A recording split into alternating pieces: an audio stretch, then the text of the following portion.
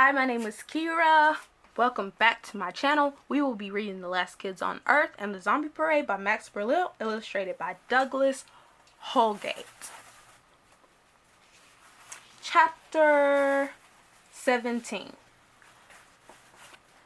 Just because I want to go bestiary questing, well, that doesn't mean my buds are with me. They're totally focused on the brain-sucking whatever it is, and they seem pretty content to ignore the bestiary and watch Alfred all day. But after nearly a week passes with no streaking, I convince Quint to pry himself free from his Alfred studying and slap together a few monster hunting tools. Once June and Dirk get a load of the killer gadgets, they're on board with my craving for heroic questing. Tools, gang! Tools for destroying new monsters. The next week is a whirlwind. A total wind of whirl. Quint keeps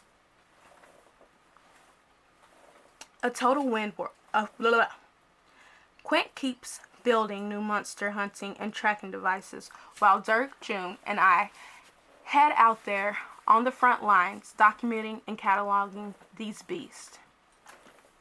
We should call ourselves the Bestiary Questers. Click.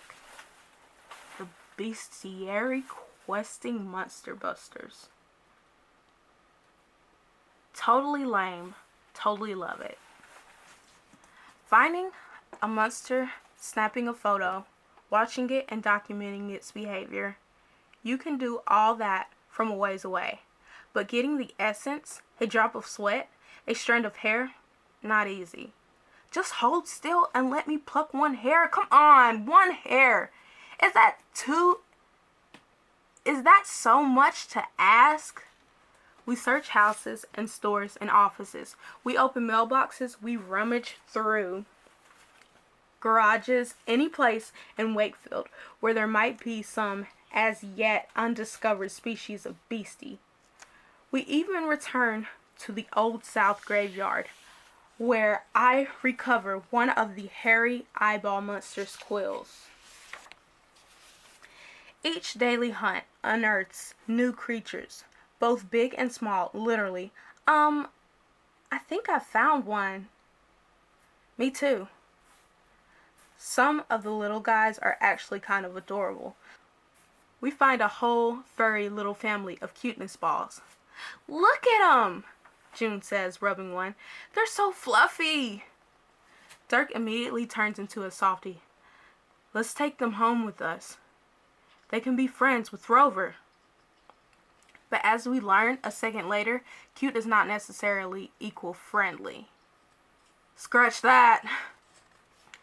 The big monsters, the ones that are just straight up like brutish behemoths, are tougher to deal with. Thankfully, Quint doesn't give us only tracking gadgets. He arms us to the teeth. I even managed to retrieve a t-shirt cannon from the high school football supply closet. I'm kind of obsessed with t-shirt cannons. I went to a Boston Celtics game once with an old foster family, and the only thing I remember was that their dancing girls blasted t-shirts up into the stands, like 200 feet. Quint turns our t-shirt cannon into the glue thrower goo slower. And it's big time helpful when we encounter the big-bellied blobulus down by the 7-Eleven. Glue thrower. Goo slower.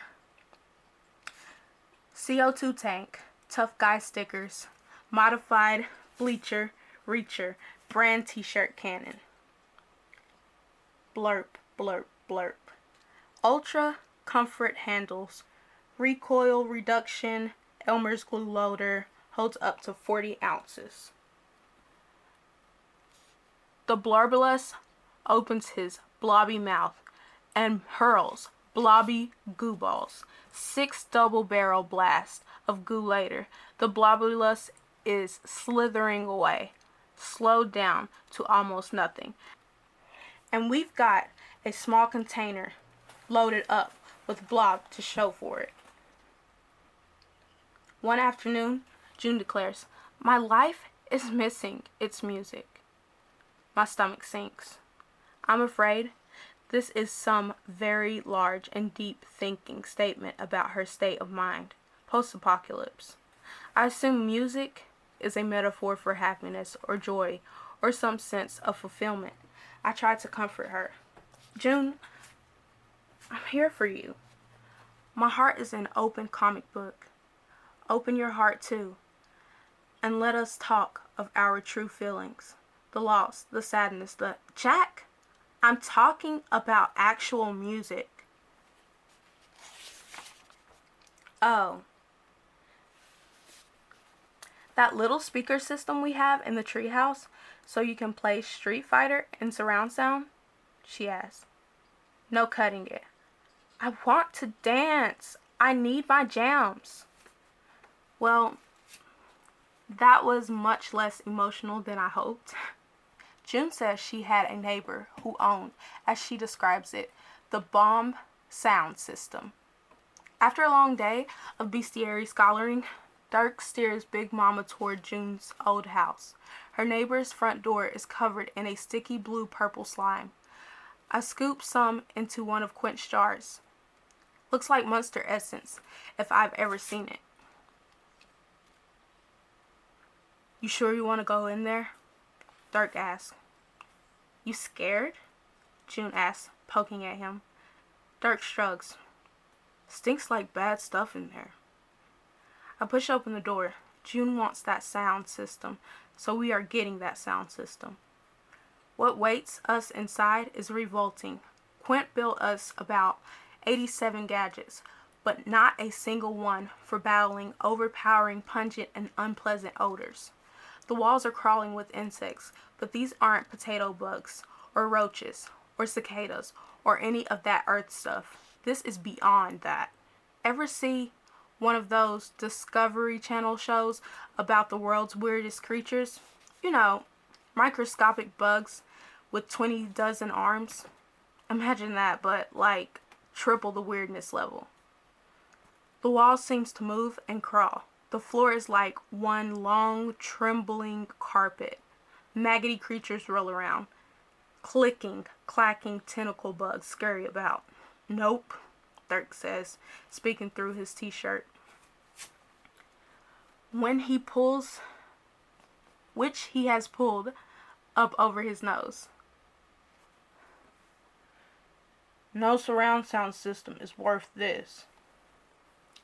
"But it's right there," June says. She points to the living room just down the hall. Despite the awfulness, we do have a chance here to collect samples of a whole plethora of putrid pests. "You guys grab the stereo," I say. "I'm going to study some insects and try not to puke in the process." As they creep down the hall, I begin using Quint's Essence collector gadget. I hate this, I hate this, I hate this. I spot a trail of slime that disappears beneath a double swinging door, the kitchen I assume. Holding my breath, I push open the door. The walls slither. Every inch of floor, every inch of cabinet, every inch of counter is teeming with monstrous maggots. Ugh. Monstrous maggots. As soon as I step inside, the insects begin to gather themselves, amassing, assembling, joining together to form something nightmarish. Vomit begins to rush up my throat. I try to run, but the horror in front of me is too much. Suddenly, I'm lifted off my feet. It's Dirk. "We gotta get out of here, kid," he barks. I manage. June cradles 2 huge speakers, and Dirk cradles me. As we race out the front door, a sound follows us. A splattery sort of wet explosion. Boom. We dash back to Big Mama, and then race straight home. I don't say anything, and neither do they, but we all know, this time, they saved me. We would have been eaten without them. I'd be freaking insect chow. Maybe my friends don't need me as much as I thought. Maybe it's really me who needs them. Maybe I can just trust them to stay alive on their own. But still, what if I do? And then they get hurt, or eaten, or chopped up, or zombified? Then what? But back at the treehouse, Dirk and June set up the speakers. There will be a dance party, June announces. They can dance all they want, I think, as long as they keep themselves safe, and as long as they're there to save my butt when my butt is in need of saving. And me, I'm going to shower for about 17 hours, and I'm never reading another Ant-Man comic again. Our quest is exhausting. Part dangerous, part terrifying, part fascinating, fantastic fun. But I can't stop, because once I stop, then I begin to think about the streaking and the image that I can't shake, the image of zombies with their brains sucked out. All I can do is wait with Alfred, wait for the streaking to return, so we can solve this mystery.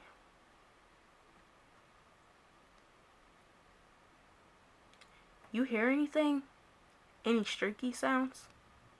Blurk? Me neither. We're all laying out in the backyard on a cloudy afternoon, reviewing the bestiary, adding an entry for a weirdo monster I've named the Toe Tower. When we turn the page and realize it's complete.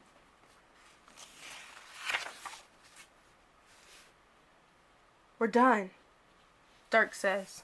June grins proudly. 232 entries. Almost 3 weeks after the hunt began. We're bruised and battered and exhausted. But the bestiary is finished. Quest complete. Our search for the source of the streaking, though. No progress has been made. We've not heard a peep.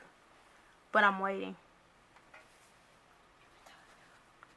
I grip my blade when I sleep because I know soon enough the villain will present itself and I will be ready.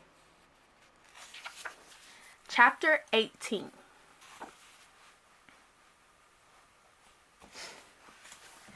I think my controller is on the fritz. Are you having controller issues? I'm definitely having controller issues. Tippy tap tap tap tap. Tippy tap. Tap tap tap tap. Double tap tap tap.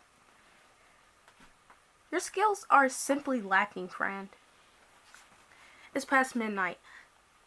The moon is big in the sky. A blood moon, I think they call it. And rays of blue light shine through the windows.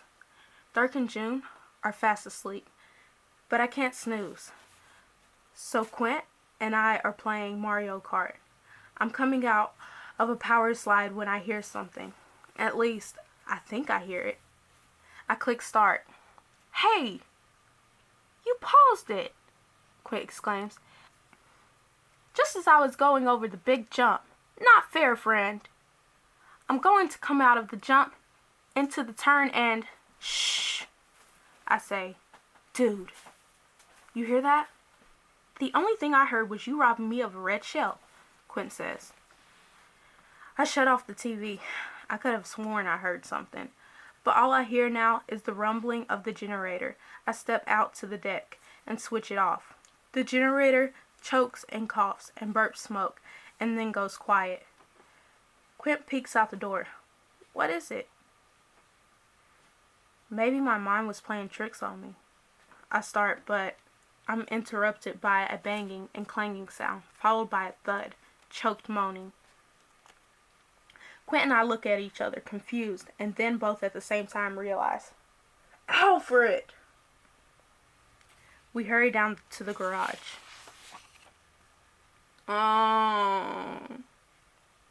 Whoa. Our brainless butler tries to walk forward, but simply bangs his head against the cage. It's like he's in a trance, Quint says. I wonder if he hears the streaking. Well, I don't hear it. Do you hear it? No. But then it comes. The angry, ferocious scream fills the air once again. It's time to release Alfred and get to the bottom of this mystery. But what if we let him go and we lose him? I know he's just a zombie, but he's our zombie. I look to Quint. He's smiling like he's reading my mind. He holds up a bike helmet. On the back is a bright flashing light. No way we'll lose him in the crowd with this, Quint says. I nod. Good thinking. You get the helmet on Alfred? Quint says as he rushes out of the room. We need to hurry before the streaking ends. I'll wake Dirk and June. No, I quickly say. Don't get June and Dirk. I don't want to risk them. Quint eyes me, looking to the floor, trying to dodge his guilt-tripping gaze. I remember how June and Dirk saved me from the insect monster. How I'd be donezo without them. And I remember trying to go it alone. That's a good way to end up, well, not alive anymore. Right, good idea, Quint. Grab him, I finally say. Quint gives me a big thumbs up, then turns, leaving me alone with Alfred. Okay, sure, no problem. Just need to put a helmet on a zombie. I step close to his cage. Hey, Alfred, you're going to help us save the day. I just need to let you out without you eating me, okay? I trail off as I try to figure out how to go about this. When Quint returns with Dirk and June, the three of them all burst out laughing.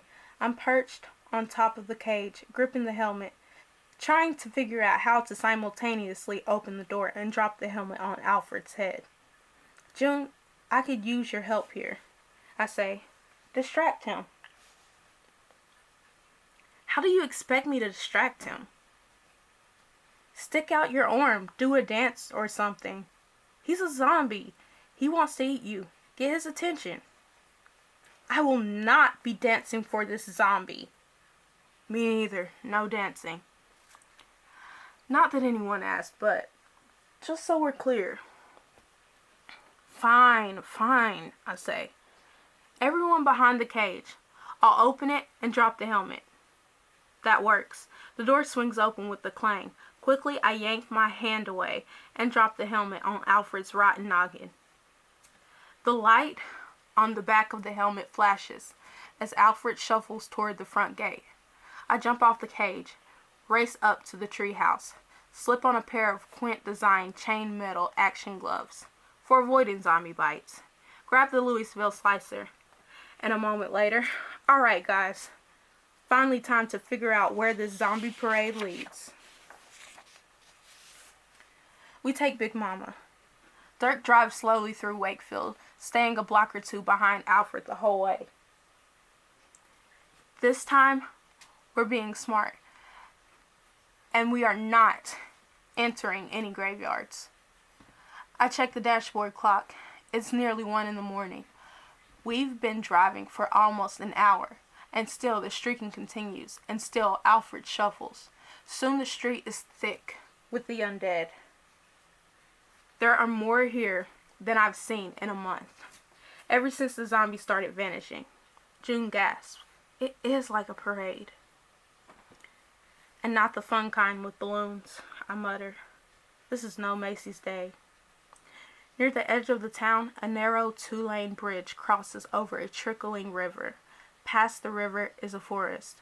We're not too far from the spot where, weeks back, we got caught in that sudden, brain-sucked zombie downpour. We wait for all the zombies to cross the bridge. Then Dirk slowly steers across.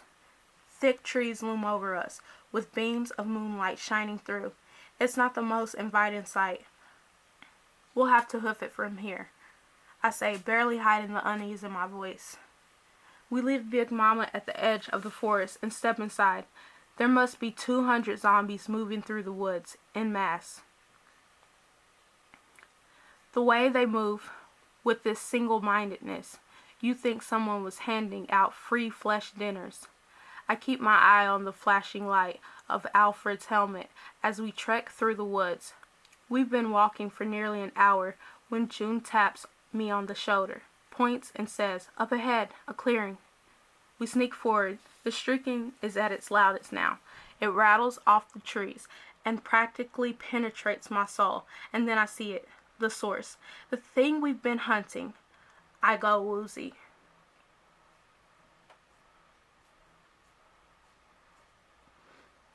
It's like I have Sprite bubbles in my head. Dirk grabs my arm. It is a tree. It sits at the entrance of the clearing. The shrieking is coming from the tree. But this tree is not like any tree anyone has ever seen before, not on this earth. It rises out of the ground like a gnarled hand, white and twisted and covered in throbbing, pulsating vine thingies. The branches are like bones. The wood is rotted. The tree itself almost seems zombified, like it is rotted away, but never actually died. At the top, the two largest, longest branches have bit and almost, well, locked hands. The shrieking seems to come from there, from the wind, passing through the strange, perfect circle of twisted timber.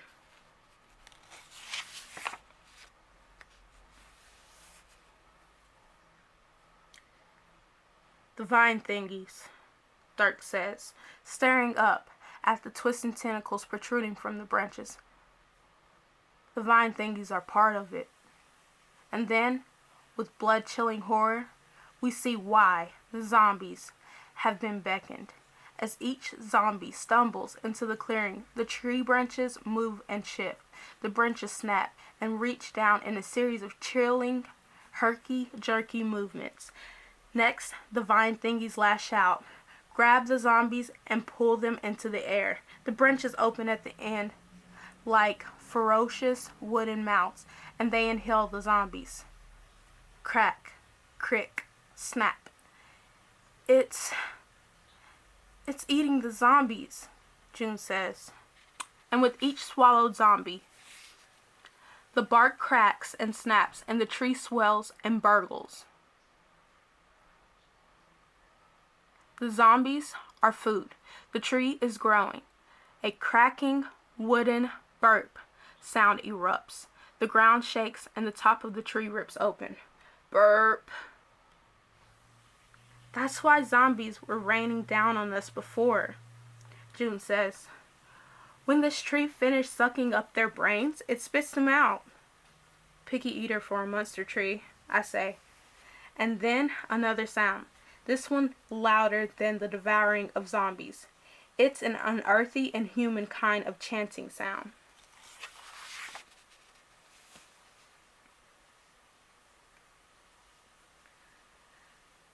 The clouds shift, the moon shines brighter, and that's when we see it. There is a creature on its knees in front of the tree. Strange, foreign, monstrous words erupt from the creature's lungs. We all realize together with a sudden gasp. The chanting creature is Thrall.